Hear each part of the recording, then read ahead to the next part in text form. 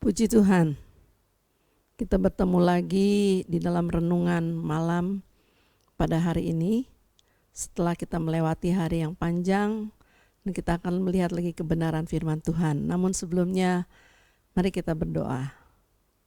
Bapa di surga, terima kasih untuk sepanjang hari, untuk kami boleh melakukan ini dan itu.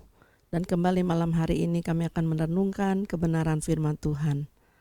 Biarlah hati kami boleh terus diisi oleh kebenaran firman-Mu Tuhan, karena hanya firman-Mu, firman dan Roh Kudus yang selalu akan menguduskan kami, membawa kami lebih hari, lebih mengerti apa yang menjadi kehendak-Mu di dalam kami.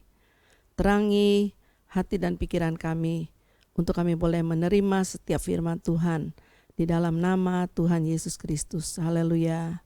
Amin. Puji Tuhan. Renungan firman Tuhan malam hari ini saya ambil dari Maleakhi 3 ayat yang ke-16 sampai ke-18. Namun yang menjadi fokus kita adalah di ayat ke-17. Ya. Jadi saya bacakan Maleakhi 3 ayat 16 sampai ke-18.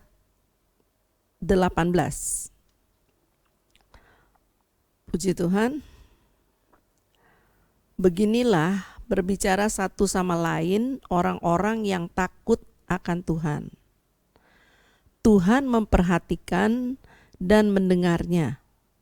Sebab kitab peringatan ditulis di hadapannya bagi orang-orang yang takut akan Tuhan dan bagi orang-orang yang menghormati namanya.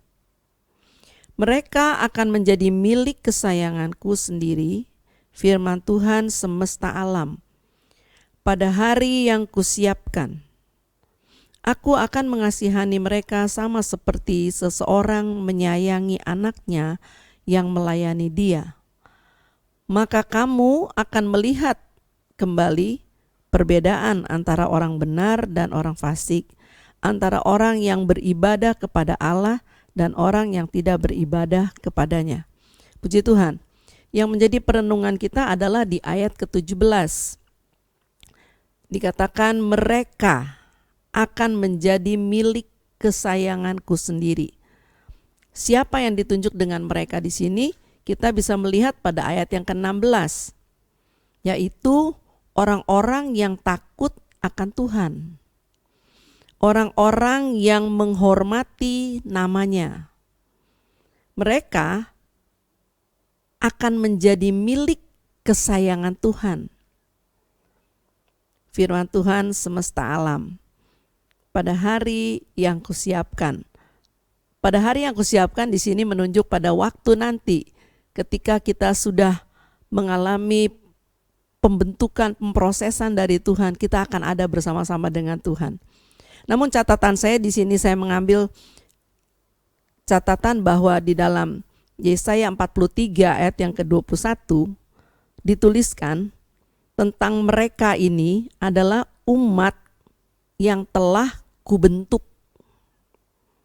Hari-hari ini tentu kita mengalami berbagai hal yang rasa-rasanya mungkin kita juga tidak mengerti. Tetapi lewat kedekatan kita dengan Tuhan, lewat kita terus menanti-nantikan Tuhan, kita dapat mengerti bahwa Tuhan sedang membentuk kita untuk kita boleh dijadikan sama seperti Dia. Untuk kita boleh dibuat serupa dan segambar dengan Dia kembali. Seperti Dia menciptakan pada awalnya. Dikatakan di sini Allah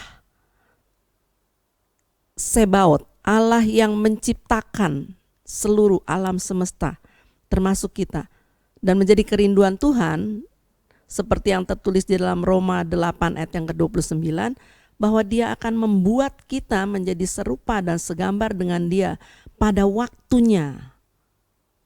Sampai kita boleh dipersiapkan ada bersama-sama dengan Dia. Seperti apa yang tertulis dalam Maleakhi 3 ayat 17 ini. Nah, catatan saya di sini Yesaya 43 ayat yang ke-21 katakan, umat yang telah kubentuk bagiku akan memberitakan kemasyuranku. Jadi hari-hari ini kita nantikan oleh Tuhan untuk kita memberitakan tentang kebesaran Tuhan kita, untuk kita bercerita kepada orang-orang lain, untuk membawa orang-orang lain dapat bersama-sama dengan kita mengenal bahwa Allah pencipta langit dan bumi ini adalah Allah yang merindukan umatnya, memproses kehidupan umatnya, membentuk umatnya, menantikan umatnya, yaitu menantikan pertobatan orang-orang berdosa untuk dapat dipulihkan, untuk dapat dikasihani. Ya, kita kembali kepada Maliaki 3 ayat 17 tadi dikatakan, aku akan mengasihani mereka sama seperti seseorang menyayangi anaknya. Tuhan begitu menantikan kita, Tuhan begitu menantikan pertobatan orang-orang berdosa. Tuhan begitu menantikan kesadaran kita, orang-orang yang telah menerima Tuhan sebagai juru selamatnya, untuk terus hidup dalam perkenanan Tuhan. Sehingga dia boleh menyayangi kita, dan dia akan membawa kita kepada tempat di mana yang telah dia siapkan bagi kita. Jadi kita adalah umat yang dikasihani oleh Tuhan. Kita adalah umat pilihan Tuhan yang hari-hari ini harus memberitakan bahwa Tuhan itu benar. Jadi kalau kita melihat kepada ayat-ayat firman Tuhan, seperti yang tertulis yang kita tahu di dalam 1 Petrus 2 ayat ke-9 dikatakan kita adalah umat pilihan Tuhan, umat yang disiapkan Tuhan, menjadi imamat yang rajani, yang memberitakan berita-berita kerajaan surga. Dan di manakah kita melakukannya? Disinilah Tuhan mengasihani kita, di dalam kita ada di dalam dunia ini. Kita seolah-olah bergumul sendiri, tetapi sebenarnya tidak. Kita ada dalam bimbingan Tuhan, kita ada dalam pembentukannya Tuhan untuk kita diproses menjadi anak-anak yang disayangi Tuhan. Ya, dan anak-anak yang disayangi Tuhan, dikasihani Tuhan ini adalah anak-anak yang melayani Tuhan. Sebab itu mari saudara, pada hari-hari yang masih ada, pada hari-hari yang sisa ini, biarlah kita sungguh-sungguh mengerti kehendak Tuhan. Sebagaimana yang dituliskan dalam Titus 2 ayat yang ke-14. Ya, Titus 2 ayat yang ke-14. Ya, bahwa Allah menguduskan bagi dirinya sendiri suatu umat. Allah menguduskan bagi dirinya sendiri suatu umat kepunyaannya sendiri. Jadi Allah sedang memproses kehidupan kita, yaitu umat yang rajin berbuat baik. Puji Tuhan. Jadi ayat-ayat ini yang saya ungkapkan kembali dalam kita mau memperingati hari ulang tahun gereja kita yang ke-72. Biarlah kita pegang ayat-ayat ini. Kita mau menjadi orang-orang yang takut akan Tuhan. Kita mau menyiapkan diri kita untuk menjadi orang-orang yang menghormati nama Tuhan. Sehingga Tuhan juga yang memproses kehidupan kita terus akan menyayangi kita. Di dalam segala kesulitan dan kekurangan, kelemahan kita, Tuhan begitu menyayangi kita. Seperti dia menyayangi seorang anak yang melayani dia. Sehingga kita boleh merasakan bahwa ada perbedaan-perbedaan. Di dalam ayat 18 dikatakan ada perbedaan-perbedaan antara orang yang mengasihi Tuhan, orang yang melayani Tuhan, anak-anak yang melayani Tuhan. Tuhan tetap menyertai kita, Tuhan tetap memelihara kita. Sekalipun kita mengalami banyak hal hari-hari ini yang menyulitkan kita, tetapi percayalah bahwa kita adalah umat milik kepunyaannya sendiri, yang dikasihani, yang disayangi, dan dia merindukan kita untuk kita boleh melayani dia, menjadi anak-anak yang dilengkapi dengan kuasa untuk menghadapi banyak tantangan, namun kita adalah orang-orang yang berkemenangan. Bila kita melihat judul pada Maliaki 3 ayat yang ke Maliaki 3 ini dikatakan kemenangan terakhir bagi orang benar. Dan di sini kita percaya bahwa kita adalah orang-orang yang telah menang oleh karena Yesus Kristus. Tetaplah dalam kemenangan bersama-sama dengan Tuhan. Sebagaimana logo dari bangsa kita dikatakan pulih lebih cepat bangkit lebih kuat. Bersama Yesus kita bisa. Mari Ibu Bapak Saudara, biarlah ini menjadi perenungan kita. Kita percaya kita adalah milik kepunyaan Allah sendiri yang dikasihaninya. Untuk apa? Untuk kita memberitakan perbuatan-perbuatan Tuhan yang ajaib dan untuk membawa orang-orang lain ada bersama-sama di dalam kerajaan surga, di dalam kerajaan kekekalan yang telah Tuhan siapkan bagi kita. Firman Tuhan tidak saya panjangkan, tapi ini menjadi perenungan kita. Mari kita menjadi kuat di dalam kekuatan kuasa Tuhan untuk terus berjuang, melangkah bersama-sama melayani Tuhan, mengasihi, melayani lebih sungguh. Puji Tuhan, mari kita berdoa. Bapa di surga, terima kasih. Tuhan telah membekali kami dengan firman yang seperti ini, bahwa kami adalah umat milik kepunyaan-Mu sendiri.